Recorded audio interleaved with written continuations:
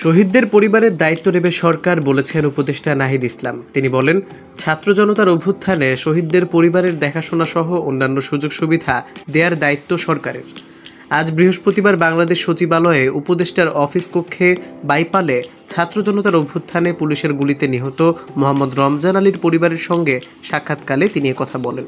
উপদেষ্টা বলেন, গণ অভ্যুত্থানের সময় যেভাবে ছাত্র জনতা রাস্তায় নেমে এসেছিল, তাদের রক্তের বিনিময়ে আমরা নতুন বাংলাদেশ পেয়েছি। শহীদদের জন্যই আমরা বেঁচে আছি, বাক স্বাধীনতা ফিরে পেয়েছি। তথ্য উপদেষ্টা শহীদ রমজান আলীর পরিবারের খোঁজখবর নেন এবং তাদের সহ সব শহীদ পরিবারের মাসিক ভাতা সহ অন্যান্য সুযোগ সুবিধা দেওয়ার অঙ্গীকার করেন। উপদেষ্টার সঙ্গে সাক্ষাতের সময় শহীদ রমজানের বাবা ও ছোট বোন উপস্থিত ছিলেন। শহীদ রমজান আলী নাটোরের সিংড়ায় ডিগ্রিতে পড়াশোনা করতেন।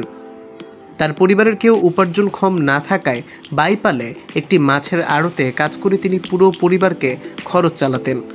বৈষম্য বিরোধী ছাত্র আন্দোলন চলাকালীন তিনি আন্দোলনে অংশ নিয়েছেন এবং 5ই আগস্ট পুলিশের গুলিতে তিনি নিহত হয়েছেন।